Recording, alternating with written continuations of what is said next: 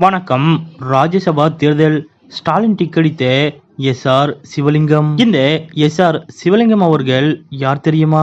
இவரை முதலமைச்சர் ஸ்டாலின் அவர்கள் தேர்ந்தெடுத்ததற்கான காரணம் என்ன தெரியுமா?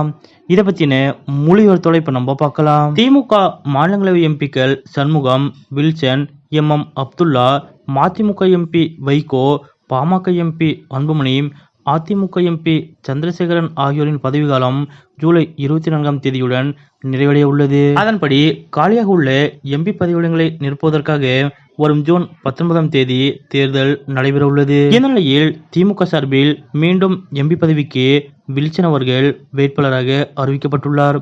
அதேபோல் புதிதாக சேலம் கிழக்கு மாவட்ட செயலரும் முன்னாள் சட்டமன்ற உறுப்பினருமான சிவலிங்கம், ரொக்கையா மாலிக் என்கின்ற கவிஞர் சல்மா ஆகியோரும் களமிறக்கப்பட்டுள்ளனர். மேலும் திமுக சார்பாக மக்கள் நீதி மய்யம் கட்சிக்கு ஒரு இடம் ஒதுக்கப்பட்டுள்ளது.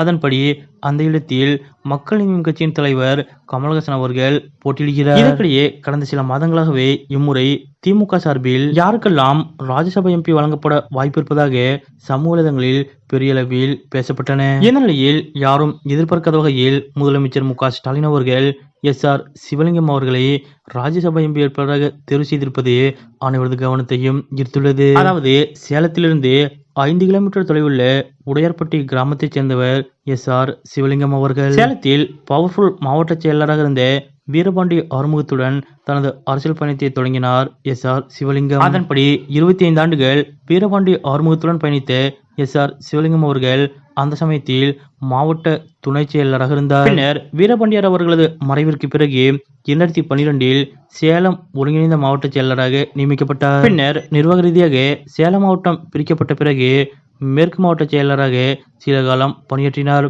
தற்போது கிழக்கு மாவட்ட செயலராக இருந்து வருகிறார். இவர் 1984ஆம் ஆண்டு சட்டமன்ற தேர்தலின் போது முதல் முறையாக சேலம் மாவட்டம் பனமரத்துப்பட்டி தொகுதியில் போட்டியிட்டார். ஆனால் அந்த தேர்தலில் சிவலிங்கம் அவர்கள் தோல்வியடைந்தார். இதனையடுத்து 1989ஆம் ஆண்டு பனமரத்துப்பட்டி தொகுதியில் மீண்டும் சிவலிங்கம் அவர்கள் போட்டியிட்டு வெற்றி பெற்றார். பின்னர் 1991, 2001 தேர்தல்களில் தோல்வியும் 1996இல் வெற்றியும் பெற்றார். கடந்த 2011ஆம் ஆண்டு சேலம் தெற்கு தொகுதியில் போட்டியிட்டு தோல்வியடைந்தார்.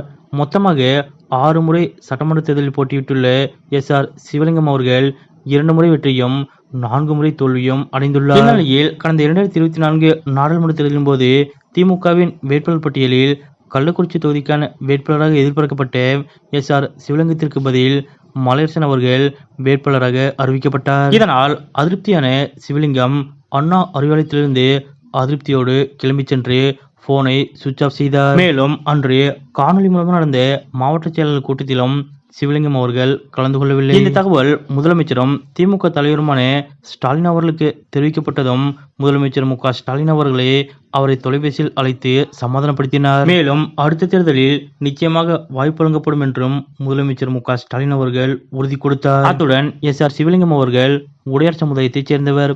திமுகவின் மூத்த நிர்வாகியும் உடையார் சமுதாயத்தைச் சேர்ந்தவருமான பொன்முடியிடமிருந்து அமைச்சர் பதவியும் துணை செயலர் பதவியும் அண்மையில் பறிக்கப்பட்டது. இதனால் திமுகவில் உள்ள உடையார் சமுதாயத்தைச் சேர்ந்தவர்கள் அதிருப்தியில் இருந்ததாக முதலமைச்சர் ஸ்டாலின் அவர்களுக்கு தகவல் கிடைத்தது.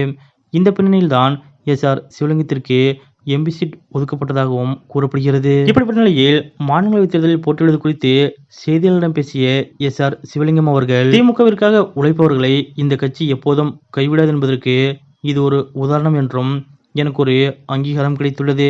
தமிழகத்தின் உரிமை மீட்பதற்காக ஸ்டாலின் வழியில் நாடாளுமன்றத்தில் என்னுடைய குரல் ஒலிக்கும் என்று தெரிவித்தார். திமுக ராஜ்யசபா வேட்பாளர்கள் லிஸ்டில் பலரது பெயர் அடிபட்ட நிலையில் யாரும் எதிர்பார்க்காத வகையில் நீண்ட காலமாக கட்சிக்காக உழைத்த சிவலிங்கம் அவர்களுக்கு வாய்ப்பு கொடுத்திருக்கக்கூடிய முதலமைச்சர் ஸ்டாலின் அவர்களது இந்த செயல் பற்றிய உங்களுடைய கருத்துக்கள் என்ன அப்படிங்கிறத மறக்காம கமெண்ட்ல குறிப்பிடுங்க.